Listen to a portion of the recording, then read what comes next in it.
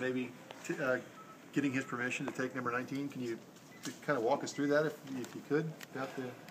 Yeah, I mean, I know how much the number means to him in the city of Cleveland. I also know how much the number means to me, and I never want to step on anyone's toes coming anywhere. So I thought it was the right thing to do to reach out to him and basically tell him how much I think of him, and also let him know how much pride I take in the game as well. And told him I looked up to him, and I do everything I could to make him proud if he allowed me to wear it. And if he didn't allow me to wear it, I'd have to find another number. I don't know which one that would be, but thankfully he was more than happy. He said, yeah, no problem, and hopefully we get to go out to dinner sometime. And when did you guys talk?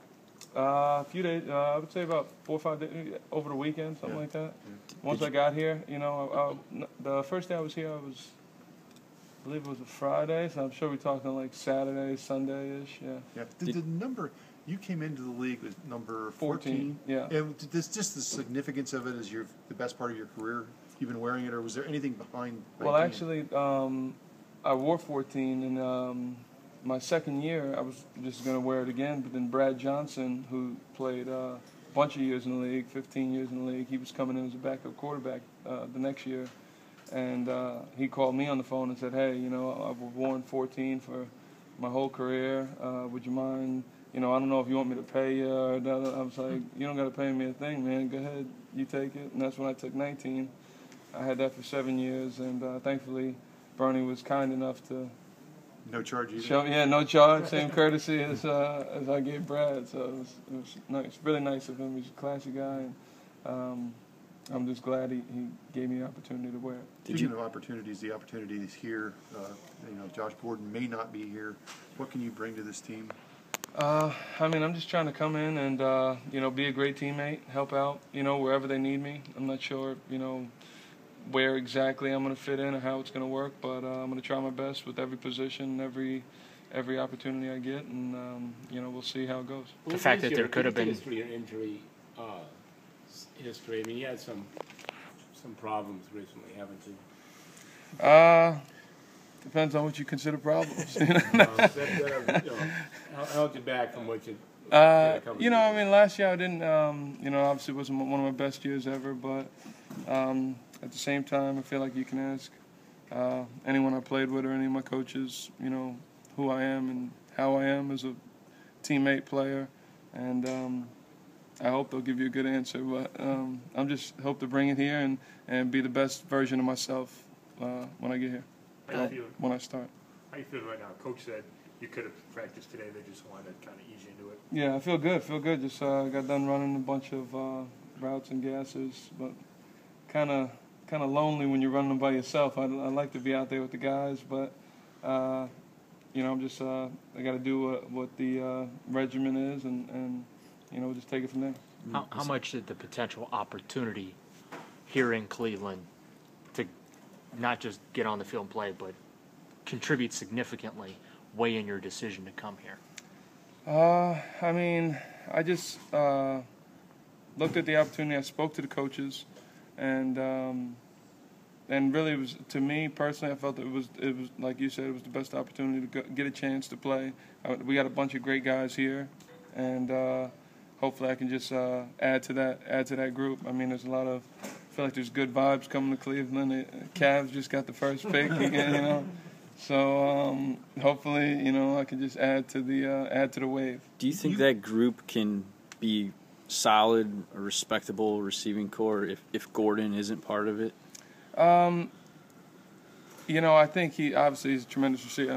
I looked at, first time I seen him, that was the first time I've actually kind of brushed up to him. I was like, man, this guy's huge, you know what I'm saying?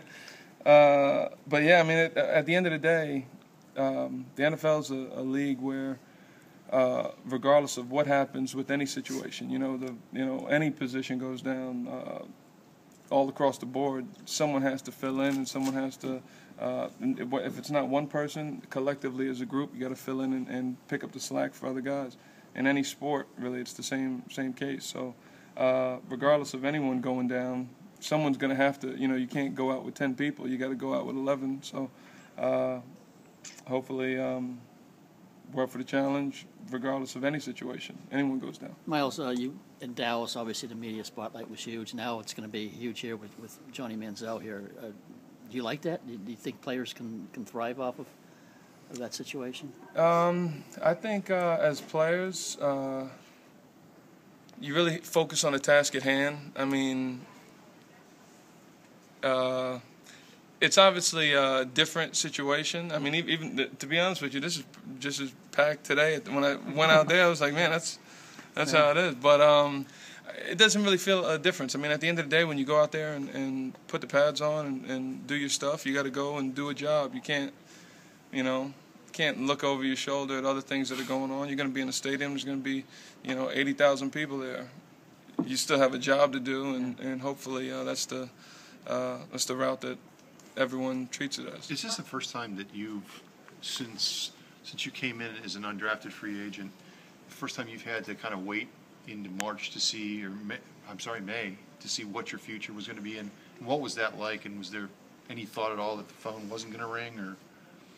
It was a interesting time. I mean, I felt like it wasn't as much waiting as I don't know what what the expected wait was, but it wasn't as I was just waiting for the right opportunity personally, and I mean, I might have been golfing a little bit more than I have before, but I was just waiting for the right opportunity, get myself ready, and mentally and physically, and I'm glad to be here now and fired up. How many teams did you talk to, or seriously considered? My agent really was. I wasn't speaking to any of them, so he was, and I'm sure he'll have a better understanding. But of them, I felt like this was the best opportunity. Well, your Miles, golf.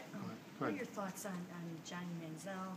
And did you watch him a lot in college? And just talk about him as a player. I spoke to him a few times since we got here. He seems like a really nice guy, really humble, nice guy.